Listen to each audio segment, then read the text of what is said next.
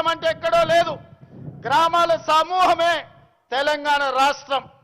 12,000 పైచలకు గ్రామ పంచాయతీలు అంటేనే తెలంగాణ రాష్ట్రం. 6 లక్షల పైగా ఉండే ఈ మొత్తం ఈ దేశంలో అన్ని గ్రామాలు చిన్న చిన్న పల్లెలు కలిస్తేనే ఈరోజు భారతదేశం. సమస్యలు ఎక్కడుంటాయి, సమస్యలు ఎక్కడ పరిష్కరించాలి, ఈ అవగాహన గడీలలో ఉన్న దొరలకు లేకపోవచ్చు.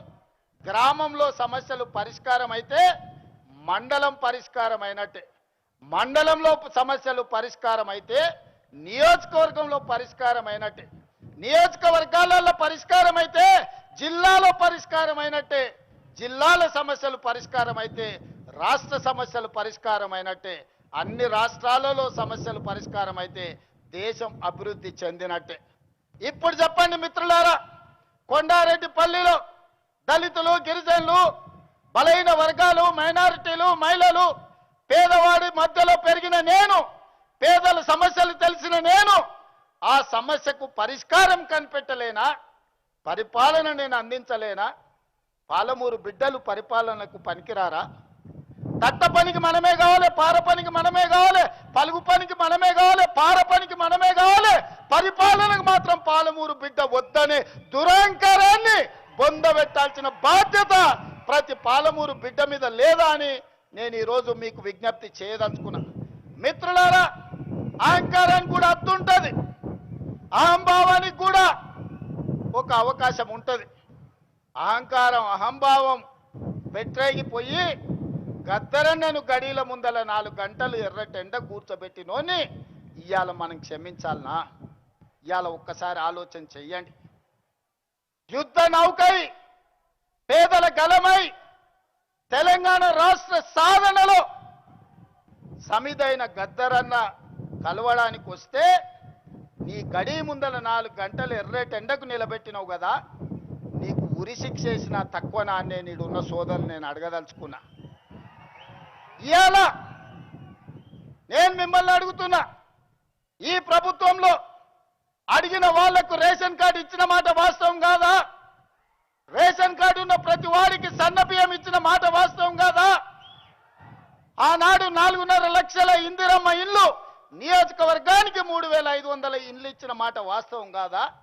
ఇవాళ అదనంగా మళ్ళీ 2,000 ఇండ్లు మంజూరు చేసిన మాట వాస్తవం కాదా ప్రతి నియోజకవర్గానికి? అదేవిధంగా 200 యూనిట్లు ఉచిత కరెంటు, ఆడబిడ్డల ఆర్టీసీలో ఉచిత ప్రయాణం, 21,000 కోట్ల రూపాయల రైతు రుణమాఫీ, 36,000 కోట్ల రూపాయల రైతు భరోసా, 80,000 కోట్ల రూపాయలు ఒట్లు కొనడానికి నిధులు ఖర్చు పెట్టి ఉచిత విద్యుత్తు కోసం 30,000 కోట్ల రూపాయలు వ్యవసాయానికి బట్టి గారు ఖర్చు పెట్టిన మాట వాస్తవం కాదా? 1,76,000 కోట్ల రూపాయలు ఈ చివరి ఇప్పుడు వేసే రైతు భరోసాతోని ఈ 30 నెలల్లో మా ప్రభుత్వం ఖర్చు పెట్టింది. సరాసరిన 5,600 కోట్లు ప్రతి నెల మేము ఖర్చు పెడితే 10 ఏళ్లలో మీరు ఖర్చు పెట్టింది ఏందో లెక్కలు తేల్చండి.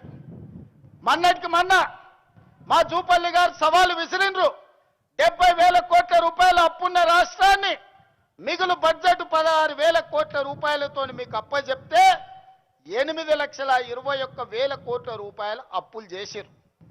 20 లక్షల కోట్ల రూపాయల బడ్జెట్ మీ చేతులకు వచ్చింది. నేను అడుగుతున్న చంద్రశేఖర్ రావు గారిని, సంవత్సరానికి 2 లక్షల డబుల్ బెడ్రూమ్ ఇల్లు కట్టినా 10 ఏళ్లలో 20 లక్షల పేదలకు ఇల్లు కట్టించేవాళ్ళు.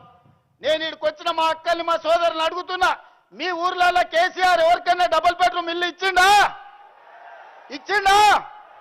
దళితులకు 3 ఎకరాల భూమి ఇచ్చిండా?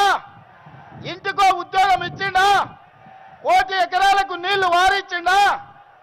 1,00,000 కోట్లు పెట్టి కట్టిన కాళేశ్వరం 3 ఏళ్లలో కూలేశ్వరం అయ్యింది. 1,00,000